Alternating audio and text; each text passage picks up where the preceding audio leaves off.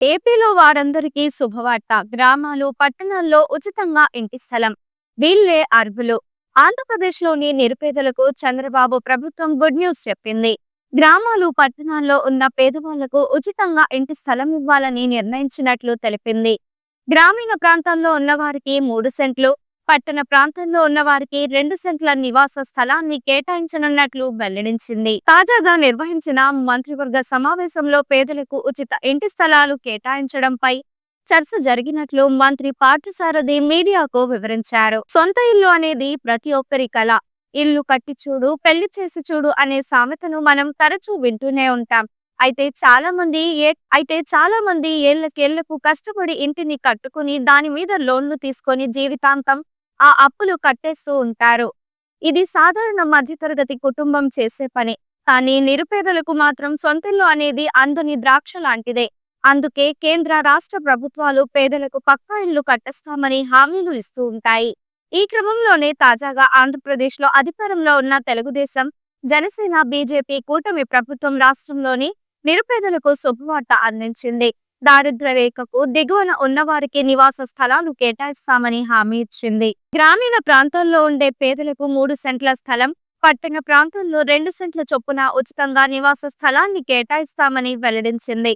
శుక్రవారం జరిగిన మంత్రివర్గ సమావేశంలో ఈ మేరకు ప్రభుత్వ నిర్ణయం తీసుకున్నట్లు కేబినెట్ తీసుకున్న నిర్ణయాలను ఆంధ్రప్రదేశ్ రాష్ట్ర గృహ నిర్మాణ, సమాచార శాఖ మంత్రి పార్థసారథి వెల్లడించారు. అయితే గతంలో అధికారంలో ఉన్న వైసీపీ ప్రభుత్వం పేదలకు కేటాయించిన నివాస స్థలాలు ముంపు ప్రాంతాల్లో ఉన్నాయని, ఆ ఇళ్ల స్థలాలకు పక్కనే చెరువులు, శ్మశానాలు ఉన్నాయని ప్రభుత్వం గుర్తించింది. అయితే అలాంటి స్థలాల్లో ఇల్లు కట్టుకునేందుకు చాలా మంది లబ్ధిదారులు ఆసక్తి చూపలేదని మంత్రి పార్థసారథి తెలిపారు. దీంతో గతంలో కేటాయించిన భూములను రద్దు చేసి కొత్త పట్టాలు ఇవ్వనున్నట్లు చెప్పారు. ఇక కాలనీల్లో కొందరు ఇల్లు కట్టుకున్నారని, కొందరు కట్టుకోలేదని, అలాంటి వారికి ఇచ్చిన అలాట్మెంట్ ఆర్డర్లను రద్దు చేసి కొత్తగా పట్టాలు ఇస్తామని తేల్చి చెప్పారు. మరోవైపు గతంలో పట్టాలు పొందిన లబ్ధిదారులకు కొన్ని చోట్ల భూములు చూపలేదని, కోర్టు కేసులు ఉన్న భూముల పట్టాలను కూడా రద్దు చేసి కొత్తగా ఇస్తామని మంత్రి స్పష్టం చేశారు. అయితే ఈ భూమి పట్టాలు పొందేందుకు గరిష్టంగా 5 ఎకరాల్లోపు మెట్ట భూమి గాని, 2.5 ఎకరాల్లోపు మాగాణి గాని మాత్రమే ఉన్న దారిద్ర్య రేఖకు దిగువన ఉన్న కుటుంబాలే అర్హులని మంత్రి పార్థసారథి స్పష్టం చేశారు.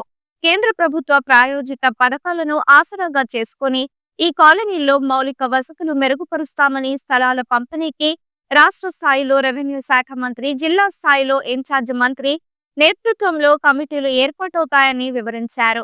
ఇక రాష్ట్రంలో ఆక్రమణలకు గురై అభ్యంతరం లేని ప్రభుత్వ స్థలాల్లో అర్హులైన నిరుపేదలు 2019 అక్టోబర్ 15వ తేదీ నాటికి నిర్మించుకున్న ఇళ్లకు క్రమబద్ధీకరిస్తామని మంత్రి వెల్లడించారు. జీవో నంబర్ 84 ద్వారా అర్బన్ ల్యాండ్ సీలింగ్ భూముల క్రమబద్ధీకరణకు దరఖాస్తులను స్వీకరిస్తామని చెప్పారు. వైసీపీ ప్రభుత్వం నిషిద్ధ జాబితా నుంచి తొలగించిన భూములు, పట్టా భూములు, ఇనాం భూములు మొత్తం 13.59 లక్షల ఎకరాలున్నాయని, ఇందులో 13.57 లక్షల ఎకరాల వివరాలను ప్రభుత్వం పరిశీలించినట్లు పేర్కొన్నారు. కొంతమంది కావాలనే ఈ భూములను ఆక్రమించుకునేందుకు ఫ్రీ హోల్డ్ నిర్ణయాన్ని అనుకూలంగా మార్చుకున్నారని మండిపడ్డారు. వైసీపీ పాలనలో భూముల రీసర్వేలో జరిగిన అవకతవకలపై చర్యలు తీసుకుంటున్నామని మంత్రి తేల్చి చెప్పారు.